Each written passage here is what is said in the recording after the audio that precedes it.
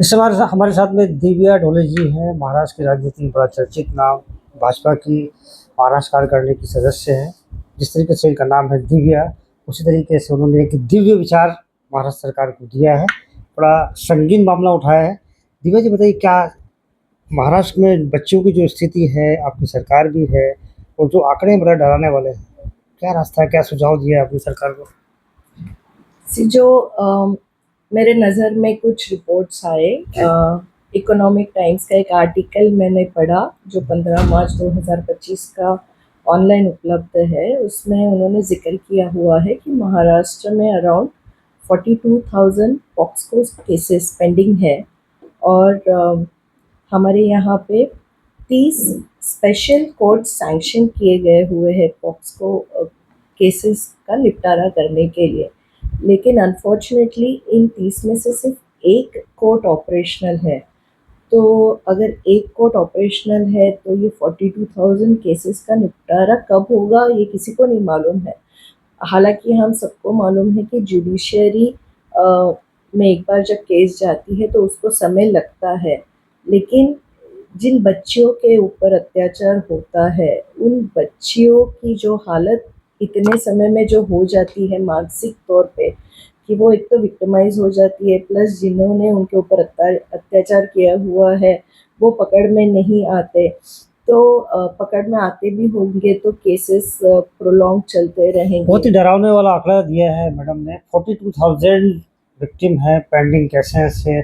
POCSO के तहत वो मामले दर्ज। पॉक्सो में तो 18 साल से कम उम्र की जो बच्चे हो जिनके साथ में अनैतिक कर्म होता है उन लोगों को सजा नहीं मिल पा रही है।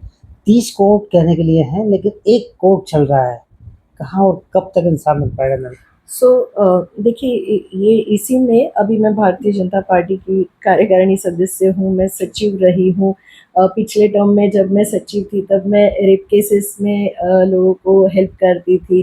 तो जो सिचुएशन है हमारे यहाँ पे, अभी हमारी सरकार आई हुई है 2024 में, तो मुझे लगता है ये मेरा फ़र्ज़ है कि हमारे सरकार के हमारे नेताओं को ये चीज़ मैं ध्यान में ला के दूँ, क्योंकि हर जगह इतने सारे डिपार्टमेंट्स होते हैं, इतने सारे फिगर्स होते हैं, तो उसमें हम हर चीज़ के लिए सरकार को ब्लेम नहीं कर सकते। कुछ अगर मेरे नज़र में आया है तो एज अ टीम हमको भी सरकार तक वो लेके जाके उनको बताने की ज़रूरत होती है। अगर ये चीज़ मुझे दिखी है तो मैंने आज साउंड ऑफ किया है कि इसके ऊपर हमने ध्यान केंद्रित करना चाहिए।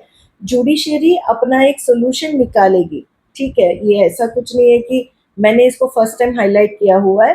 इंटरनली लॉ एंड जुडिशरी को ये मैटर मालूम होगा, but law is taking its own way of handling it. मेरा मुख्य मुद्दा ये है कि हम कोई भी जब इंसिडेंट होता है, वो पॉक्सो हो या फिर वो रेप केस हो, तो हमारी जुडिशरी इकोसिस्टम इंसिडेंट होने के बाद एक्टिव हो जाती है। आप जो ब्लेम आप ब्लेम कर रही हैं यूनिवर्सिटी पे? नहीं, ब्लेम नहीं कर रही हूँ। देखिए, केस तो रजिस्टर्ड है ना, सिर्फ उसको जो प्रोसेसिंग है उसमें कुछ अभी डिले हो रहा है।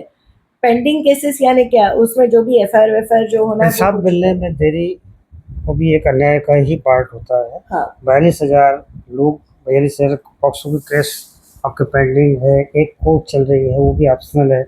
और कितना देरी से इंसाफ लोगों को मिलता होगा। मुझे आपको नहीं लगता कि कोर्ट की संख्या और बढ़ना चाहिए, टाइम बढ़ना चाहिए? जैसे गुजरात में 3 शिफ्ट में कोर्ट चलती है, ऐसा कुछ प्रयोग होगा तो थोड़ा अलग प्रयोग होगा।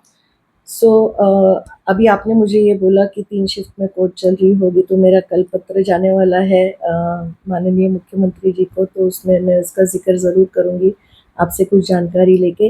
लेकिन ये अच्छा सुझाव है। देखिए, आपने कुछ मुझे सुझाव दिया, अभी मैंने आज आर्टिकल पढ़ा, तो मैं सरकार को सुझाव दे रही हूँ कि हम करेक्टिव अच्छे एक्शंस। काम के लिए हमेशा अच्छे लोग, जिस तरीके से आपने प्रयास किया है बहुत अच्छा लगा।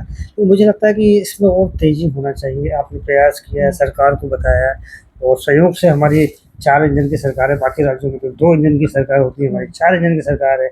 हमारी ताकत 4 गुना है। 4 गुना ताकत से जब बच्चियों के साथ हमारी सरकार खड़ी होगी तो आगे गलत काम करने वाले हैं उनके हौसले तो दबते ही हैं। लेकिन जिस तरीके से जुडिशरी बहुत स्लो है, ताकत कम है, ताकत बढ़नी चाहिए ना। Yes, definitely I agree on it. और इसीलिए ये जब आर्टिकल मैंने देखा, तो जैसे आप भी बोल रहे हैं कि हमने जुडिशरी को ज़्यादा एक्सपीडाइट करने की ज़रूरत है। इसमें रिक्रूटमेंट्स और जो कोर्ट 30 कोर्ट सैंक्शन किए हुए हैं उनको 29 कोर्ट्स को ऑपरेशनल होना पड़ेगा जल्दी। और ये हम सरकार को डेफिनेटली बोलेंगे कि आप इसमें एक्सपीडाइट करके एक्शन जल्दी करवाइए। एक तरफ जब हम इसका ऐसा कहा जाता है कि हमको सरकार के भरोसे नहीं बैठना चाहिए, हो सकता है सरकार हमारे भरोसे बैठी हो, तो हमारी बेटियां बच्चियां क्यों ना वो सेल्फ खुद मजबूती से खड़ी हो जाए, इसकी जरूरत नहीं है। एब्सोल्युटली, देखिए सरकार का इंटेंशंस हर टाइम अच्छा ही होता है और सरकार किसकी है, लोगों की है। लोग सुझाव देते हैं, उसके ऊपर भी सरकार अमल करती है। तो आज जो ये सिचुएशन हम देख रहे हैं इसमें एक बाजू में तो सरकार, जैसे आपने बोला कि जुडिशरी को एक्सपीडाइट करने की ज़रूरत है, तो वो सुझाव तो हम देंगे ही देंगे। सेकेंडली, ये करेक्टिव मेजर होता है, बराबर है। इंसिडेंट हुआ, उसके ऊपर जुडिशरी एक्ट हो गई, ये करेक्टिव होता है। हम लोगों ने प्रिवेंटिव के ऊपर भी काम करना बहुत ज़रूरी है कि हमारी बच्चियां प्रोटेक्टेड रहे और वो खुद का प्रोटेक्शन करे, खुद को डिफेंस करे। इसके लिए हम क्या कर रहे हैं? खुद सजा दे, बस बरिस्पत सरकार और अदालत सजा दें, उनके ऊपर डिपेंड नहीं होना चाहिए। बच्चे इस तरीके से, हमारी बेटियां मजबूत होना चाहिए कि वो खुद ही जगह पे फैसला करें भाई। आप देखिए, जब एक मर्द दूसरे मर्द के साथ झगड़ा करता है तो अगर एक ने गाल पे थप्पड़ मारा तो दूसरा दूसरे गाल पे मार देता है, तो दोनों ताकतवर होते हैं तो मार लेता है। अपने यहाँ तो बच्चियों को देवी की उपाधि दी गई, देवी की उपाधि दी हुई है। शक्ति, देवी इतनी कमजोर कब से होने लगी भाई? देखिए कमजोर है नहीं, देखिए हम महिलाओं को शक्ति का स्थान बोलते हैं, लेकिन हमने उस शक्ति को ट्रिगर करना भी बहुत जरूरी है। ओके, जो हमारी संस्कृति है उसमें हम हर वक्त शक्ति को क्या बोलते हैं उसे, शक्ति को एग्जिबिट नहीं करते रहते हैं। जब समय आता है तभी एग्जिबिट करते हैं, लेकिन हमको मेरा ये ख्याल है कि इतनी बड़ी संख्या में हमारी लड़कियां स्कूलों में जाती है जी, ओके, घर में माँ बाप ऑफिस में जाते हैं, आजकल का जो सिचुएशन है, तो माँ बाप का भी पूरा एक्सपेक्टेशन ये होता है कि हमारे बच्चे स्कूल में जा रहे हैं, इतना समय दे रहे हैं, तो स्कूल ने ही उनको कुछ ना कुछ तो एक्स्ट्रा सिखाना चाहिए। अभी ड्राइंग हो, ये हो, वो हो, पीटी हो, यानी फिजिकल एक्सरसाइज भी कोई स्कूल के बच्चे जिम में नहीं जाते, स्कूल के बच्चे स्कूल में ही जाके फिजिकल ट्रेनिंग लेते हैं। तो मेरा ये सुझाव सरकार को था कि जैसे केंद्र सरकार ने समग्र शिक्षा एक अभियान चालू किया हुआ है, क्या होगा?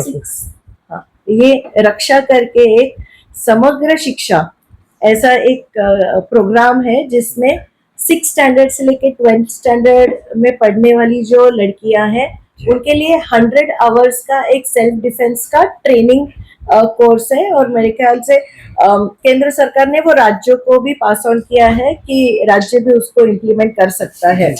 तो महाराष्ट्र में इसके ऊपर काम चालू हो गया था 23 और 24 में, क्योंकि मैं आर्टिकल्स पढ़ रही हूँ कि उसको एग्जीक्यूट करने के लिए महाराष्ट्र कुछ पॉलिसी बना रही थी। तो मेरा ये कहना है कि अगर सेंट्रल गवर्नमेंट ने हमको एक गाइडलाइन दी हुई है तो हर एक स्टेट की एक रिक्वायरमेंट और क्राइम रेट अलग होता है, उस हिसाब से हमको हमारी भी कुछ एक अलग पॉलिसी बनाने की जरूरत है। जैसे अगर केंद्र बोल रहा है कि 100 घंटे का आप ट्रेनिंग प्रोग्राम दीजिए सेल्फ डिफेंस पे, मेरा ये कहना है कि 3 महीने, अगर आप 100 दिन ले तो 3 महीने की ट्रेनिंग होती है। It is like a crash course.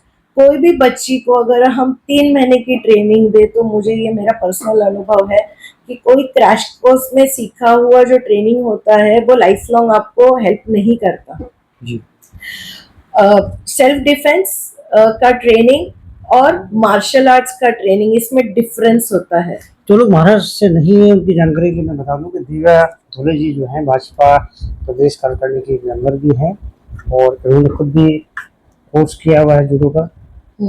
कितना सही है। देखिए, मेरे पेरेंट्स ने तो मुझे, मैं जब 14-15 साल की थी तभी मुझे मार्शल आर्ट्स के लिए एडमिशन दिलवा दिया था। तो वो समय में मैंने मेरा ग्रीन बेल्ट कंप्लीट किया था और मैं नेशनल्स, स्टेट्स और नेशनल्स तक गई थी। तो मुझ में वो कॉन्फिडेंस आज भी है कि अगर कोई मुझ पे अटैक करने आया, मैं ऐसा नहीं कह आएगा, लेकिन एक अंदर से कॉन्फिडेंस होता है कि मुझे टेक्निक तो मालूम है।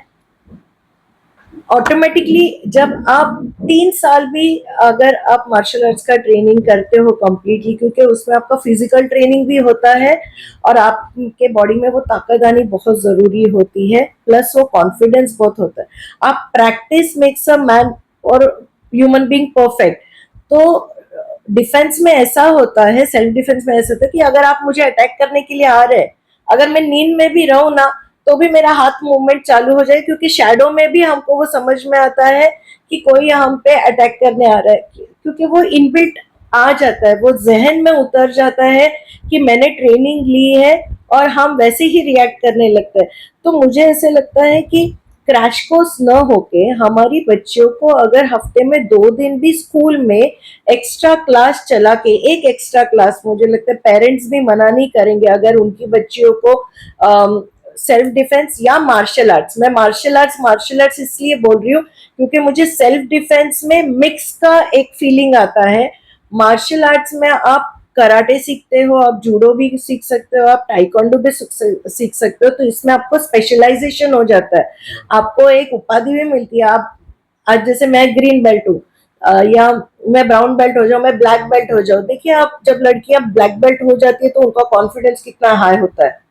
आप उनके बॉडी लैंग्वेज में ही आपको समझ में आता है कि ये बहुत कॉन्फिडेंट है। तो वो कॉन्फिडेंस हमारी लड़कियों में अगर आ जाता है, क्योंकि स्कूल में उनको समय मिलता है, डिसिप्लिन होती है, उसमें वो सीख सकता है। इसलिए मैं कह रही हूँ कि ये 10वीं तक होना चाहिए, और वो 10वीं तक जब सीखेंगे तो वो लाइफ लॉन्ग वो उनके अंदर रहेगा।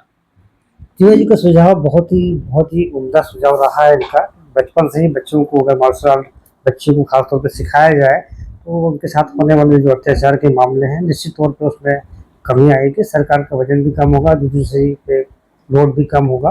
और निश्चित तौर पर जब लड़कियां बच्चियां खुद अपनी आत्मरक्षा करेगी, खुद स्पॉट पे फैसला सुनाएगी आरोपियों को, किसी की हिम्मत नहीं होगी हमारी बच्चियों को बुरी जगह से देख पाए। फिलहाल के लिए बस इतना ही। मेरे सहयोगी सुरेंद्र मिश्रा जी के साथ हितेंद्र पवार, जय हिंद 24 मुंबई।